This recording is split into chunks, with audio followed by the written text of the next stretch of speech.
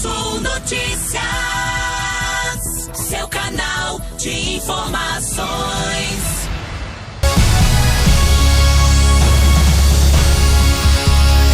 Agora 8h25. Bom dia. E a gente vai começar mais um bloco, agora o bloco da entrevista do dia, hoje com ela, com a nutricionista Daniela Noga, que já está aqui nos nossos estúdios e vai trazer muita informação relacionada à nutrição, alimentos saudáveis, o que é bom, o que não é bom. Enfim, bom dia, Dani, seja bem-vinda. Bom dia, Veri, bom dia, ouvintes da Rádio Cultura Sul FM, bom dia, Elias. Estamos aqui para quebrar os tabus, né? Os tabus sobre nutrição, sobre alimentação.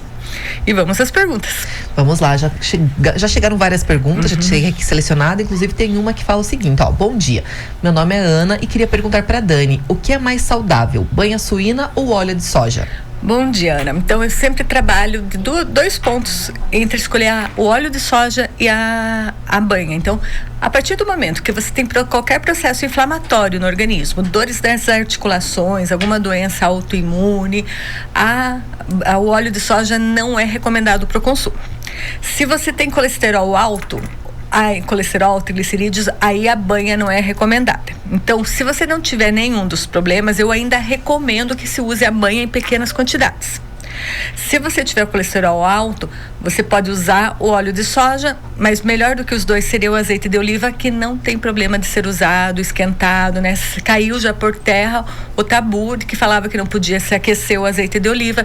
Então, ele é a gordura mais recomendada para o preparo de comida hoje. O mais saudável, então. Isso. Tendo como, então, sempre lembrar que óleo de soja para quem tem processo inflamatório, dores articulares, não é recomendado. E a banha de porco para quem tem problemas como colesterol, triglicerídeos, não é recomendado. Muito bem. Olha só, a Evelyn mandou o seguinte: existe um método para perda de peso duradoura? Acho que todo mundo quer saber isso, né? Que perca aquele pezinho que é difícil perder, mas que fique assim, né? Um emagrecimento sustentável, como eu falo, né? Um emagrecimento que você pode levar para a vida. Existe sim, reeducando os hábitos alimentares. Se você fizer qualquer dieta pensando que aquela dieta é temporária, eu vou fazer a dieta dos 30 dias e voltar a comer da maneira que vocês comiam antes, que levou aquele peso, o peso sempre vai voltar. Então, o mais sustentável, assim, é você entrar numa dieta pensando em mudar seus hábitos alimentares para a vida. É aquela coisa que a gente sempre bate em todos os programas. Troca o pão branco pelo integral. Não come doces, deixa o doces um pouquinho no final de semana. Não come frituras, bastante salada, foca na proteína. Você vai emagrecer, você vai aprender a comer, você vai mudar teu hábito de uma forma que seja para a vida e não vai voltar mais a engordar. Dieta, às vezes, muito restritiva faz com que você tenha ela por um período. E quando você termina esse período, a tendência é resgatar teus hábitos antigos que fazem engordar. Então, toda dieta você tem que encarar pensando numa mudança de estilo de vida.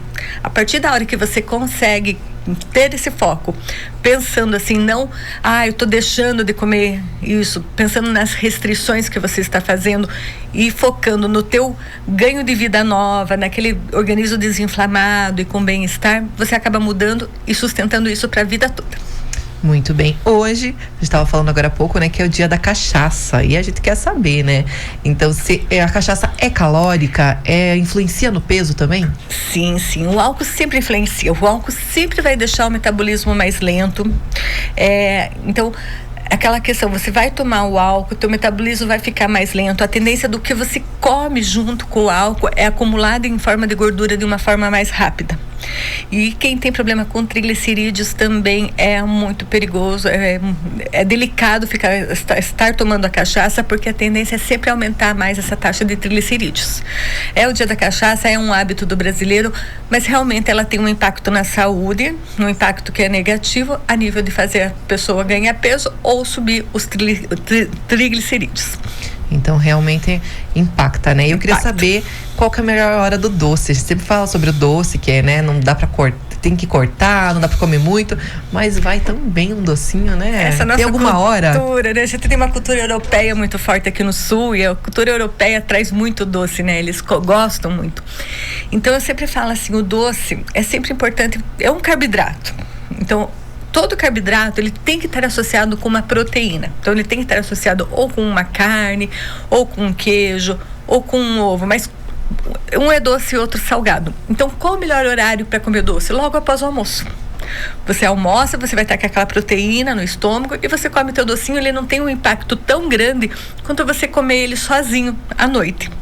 E ainda depois do almoço não me deu vontade de comer o docinho. Que horas que eu vou comer? Eu vou comer no meio da tarde, no período do almoço até o sol se pôr. É um horário que ele vai ser menos prejudicial. Mas antes disso, eu vou comer um pedacinho de queijo branco, eu vou comer ou então vou comer umas 2, 3 castanhas para quebrar um pouquinho o índice glicêmico desse doce. Aí você não que isso seja uma regra que se você fizer todo dia, você não vai engordar. Mas é uma maneira de minimizar esse impacto. Muito bem, ontem inclusive eu estava vendo uma entrevista falando sobre a Turquia, uns pontos turísticos e tal, e lá eles chegaram num centro, enfim, estavam vendendo vários alimentos, e lá eles falaram que é muito tradicional comer o doce depois do almoço e depois da janta. O jantar eu já não recomendo, é uma parte da cultura, né, da Turquia, tudo, mas após o almoço ele faz um impacto bem menor do que você comer, ou ele na parte da manhã também. Por que o doce não é recomendado na parte da manhã? Cedo. Porque o doce é açúcar, é carboidrato simples, ele vai estimular a produção de insulina do teu organismo, e quando produz insulina do organismo é sinalizado para o corpo não perder peso durante o dia. Então você vai ter o dia todo com o teu metabolismo travado por um pico de insulina que você deu já na parte da manhã. E além de dar mais vontade de comer doce, então você vai passar o dia todo comendo docinho. Muito bem. Também a Laura mandou aqui pra gente qual a refeição pão engorda menos. O pão, assim como o doce, tem gente que é meio viciada em pão, né? Sim.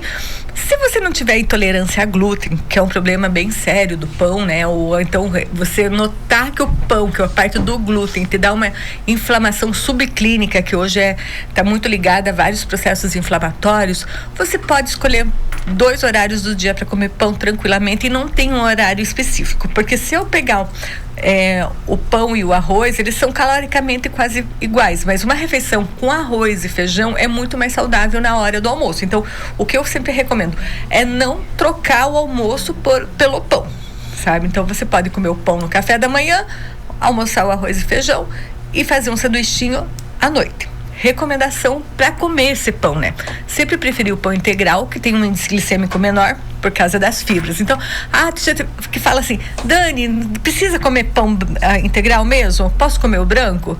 Porque tal pessoa falou que não tem problema. Mas se para o diabético você tem que comer o integral, né? Por que para quem quer emagrecer tem que ser o branco? Não, tem que ser sempre integral. Você vai causar um déficit de absorção de calorias, que somando em vários dias isso vai dar diferença na balança.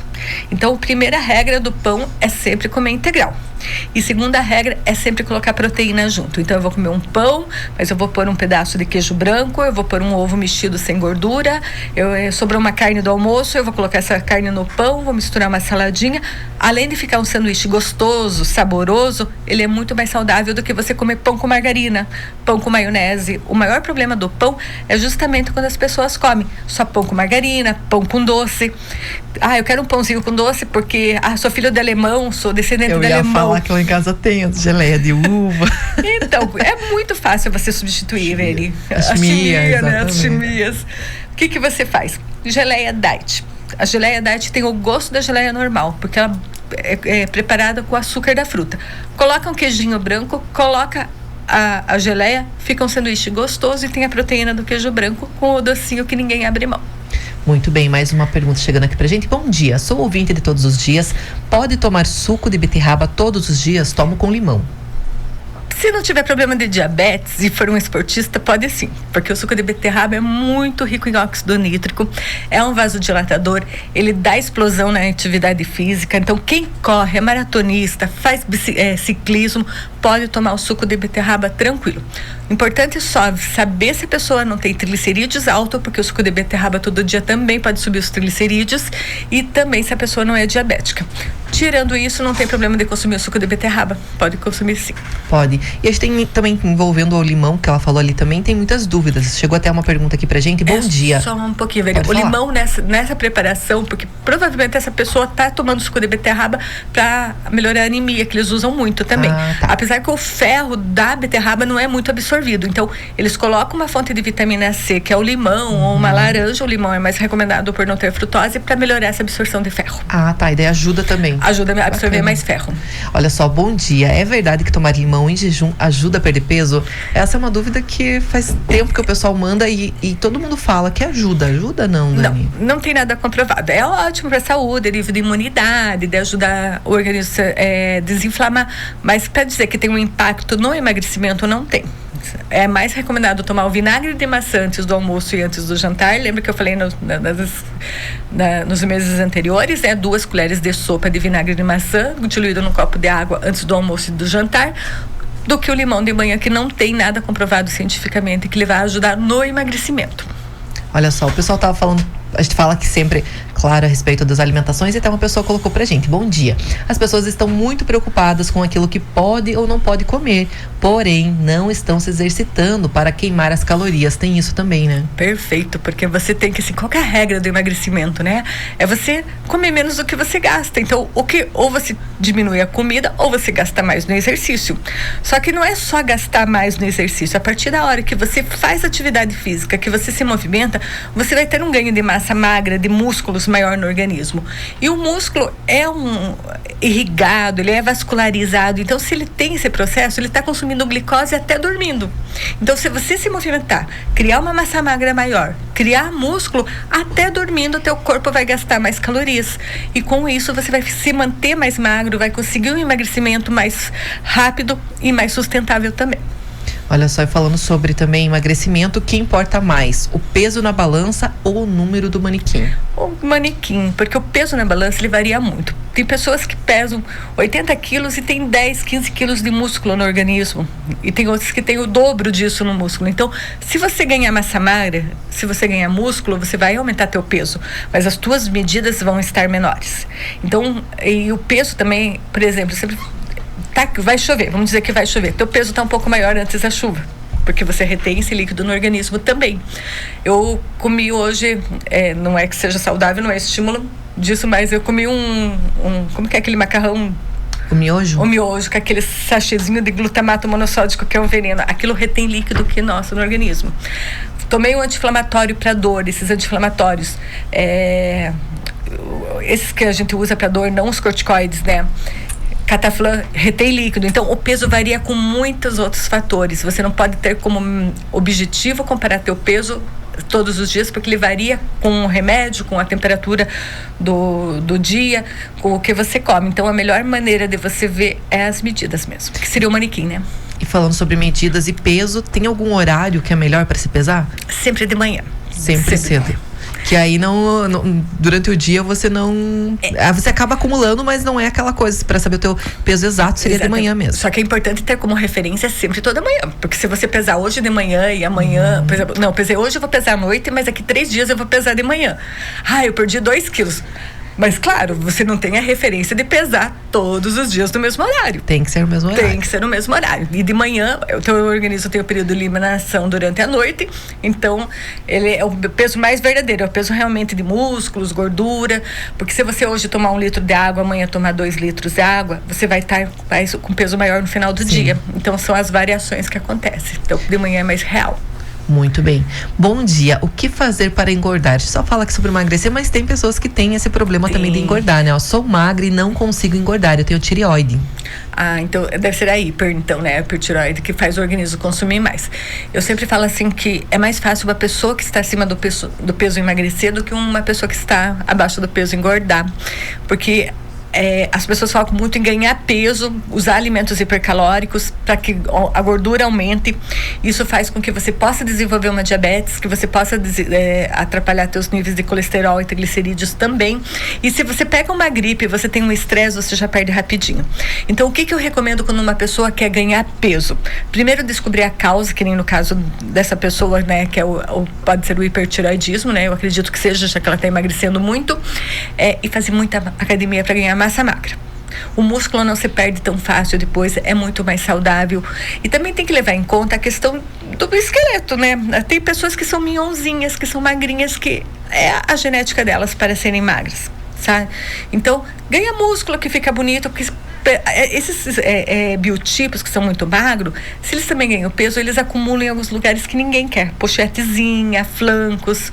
Então, a massa magra não. A massa magra você vai trabalhar um músculo que você quer na academia, fazendo uma refeição proteica, uma dieta proteica, que é muito mais válido, né? E é muito bom você falar sobre isso, Dani, a respeito dos biotipos, porque sim, tem pessoas que são maiores, né? O pessoal antigamente falava assim que tinha o anca, enfim, que tinha um quadril mais largo, nunca vai ser uma pessoa pequenininha. Então, assim, claro, pode ser saudável, magra, ter a massa magra, mas nunca vai ser miudinha, né? E cada biotipo é diferente, é específico, né? Exatamente, e a aceitação disso, porque uma pessoa pode ter um biotipo grande, mas tá bem definida, que é bonito também. Sim. Às vezes ele tem padrões, a gente tem muitos padrões que foram colocados, né? Padrões de televisão, de revista, de ser aquela pessoa magrinha, minhonzinha, que tudo cai bem. Mas isso nem todo mundo vai conseguir chegar a esse objetivo, porque o organismo não ajuda, né? O esqueleto, vamos dizer assim. Mas um corpo assim, que tem uma compleição maior, bem definido, é um corpo muito bonito. É o corpo, na verdade, que eu acho mais bonito de todos, né? Então, trabalhar sempre percentual de gordura, manter um percentual de gordura baixo e um aumento de massa magra, isso que é importante. Muito bem. O pessoal manda aqui também pra gente uma questão: pode tomar queratina? É saudável? A creatina, sim, a creatina é um tabu muito grande, porque quando a creatina é um suplemento que ela vê, porque ela causa danos no rim, porque ela incha um pouquinho, sim, porque ela é um vasodilatador, ela vai deixar um aporte maior de sangue dentro dos vasos, mas não é porque o rim não está funcionando. A creatina, ela dá, assim, a principal indicação para quem faz academia: aumento de força muscular. Então você consegue puxar mais ferro, você consegue, né, render mais durante o exercício, e isso faz com que você desenvolva mais massa magra. Mas a creatina não é um suplemento que se limita apenas para quem faz atividade física. Ele é considerado um neuroprotetor, então ele ajuda o organismo a evitar a formação de Alzheimer, de algumas escleroses, de Parkinson também. Então, vamos dizer que alguém tem um caso na família dessas doenças que são neurodegenerativas e tem uma tendência familiar, toma creatina. A creatina é neuroprotetora. A creatina afasta também a tendência da pessoa a ter diabetes. Vamos dizer que tem algum caso de diabetes na família. Também ela ajuda a evitar isso. Ela alivia a ansiedade. Inclusive, tem estudos que estão no desmame de certos antidepressivos que são muito usados hoje em dia, como, por exemplo, esse citalopram. Você usar a creatina no desmame com o médico, né? O médico está fazendo o desmame, usa a creatina, que ela alivia aqueles sintomas também do desmame do antidepressivo, sabe? Então, cada vez mais as pesquisas apontam para benefícios da creatina e não tem risco nenhum para a saúde. Podem tomar tranquilamente. Muito bem, a gente recebeu aqui também uma foto, Dani, se puder dar uma olhadinha aqui na nossa tela, de um vinagre diferente, de maçã. Ele é saudável? Sim, é muito saudável. Só tô tentando ver se tem ali orgânico. É importante que eles sejam orgânicos ali, sabe? Sempre reparar. A maioria deles são orgânicos. Ali não fala nada, né? Ver que ele é orgânico. Não consegui identificar essa parte, mas acho que não. Ele é muito, não tem ali. Ele é muito bom. Só se precisa tentar se ele é orgânico, sabe? Porque daí ele porque quando o alimento não é orgânico, ele acaba tendo várias influências de agrotóxicos que muda toda a funcionalidade dele daí. Muito bem. Existe algum alimento que pode enxugar a barriga? Acho que todo mundo quer que, se tiver, conta essa receita pra gente. Eu acho que é não ter um alimento, né? É não comer os doces, não comer as farinhas brancas, aí a barriguinha não vem. E daí também você vai. Mas dizer que tem um alimento que vai trabalhar essa gordurinha, infelizmente não. Nem remédio tem. Até mandaram pra gente aqui: bom dia, quando a gente faz atividade física, tem aquela barriguinha, né? Na menopausa, a retenção de líquido também acaba, infelizmente, auxiliando nisso, né? Sendo mais difícil. Sim, tem a retenção de líquido, né? E normalmente a mulher na menopausa tende a tomar hormônio, que o hormônio retém líquido também, né? Uma coisa que acentua-se muito na menopausa é a resistência de insulina. Então, resistência de insulina faz ganhar peso. O teu organismo produz insulina, chega aquela glicose, elas não se encontram, sobe insulina no organismo, aquela insulina que sobrou faz com que o organismo não perca peso também, e a glicose já vira em gordura. Então a menopausa complica nesse sentido. Por isso que é importante a mulher, depois, quando ela entrar na menopausa, fazer uma dieta menor em carboidratos e comer mais proteína ainda. E é muito interessante, porque eu noto assim, que o público, tanto a mulher quanto o homem, a maneira que a idade vai avançando, eles vão deixando de comer proteína, a carne. Ai, não estou conseguindo comer muita carne. E é justamente a idade que mais precisa. Então, mulheres menopausadas, o consumo da proteína é muito, muito importante. Muito bem, ela mandou até aqui pra gente ter outra foto, né, Elias? Fala que você é de natural? É orgânico que precisa. É orgânico. Não, ela não fala ali, né? Não tem nada. Não. Normalmente na frente do rótulo é que fala que é orgânico. A gente também não conseguiu identificar. Mas então fica a dica, né? Quando usar então o vinagre de maçã, tem que estar lá especificado que o vinagre de maçã orgânico, que é o saudável. Que é o saudável. Muito bem. Os 3 biotipos. O pessoal mandou aqui os biotipos do corpo também, né? Isso, o ectomorfo, o endomorfo e o mesomorfo. Daí são os 3 biotipos, cada um definindo se a pessoa tem tendência a ganhar peso, se a pessoa tem tendência a ser um minhãozinho, que a gente fala, né? A minha, com certeza, de ganhar peso. Eu também tô nessa, eu comprei os equipamentos porque a academia estão lá morfando.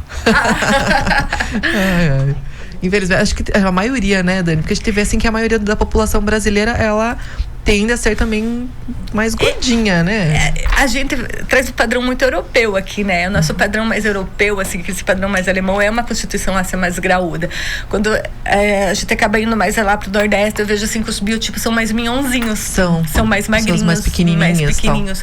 Eu acho que tem essa questão de característica genética, de população, de incidência que define muito também, sabe? Nós somos acostumados realmente em padrões maiores, em biotipos mais, assim, mais desenvolvidos, né? Muito bem, Dani, nosso tempo é curto, já passou do nosso horário aqui de novo. Eu deixo um agradecimento especial para vocês. A gente se vê no próximo mês, né? Combinado. Eu aqui agradeço essa oportunidade de trazer as informações e, né, levar tudo isso para São Mateus do Sul, porque é um prazer muito grande sempre estar daqui. Nós agradecemos mais uma vez. Agora 8h46, a gente vai para um rápido intervalo, mas a gente volta já já.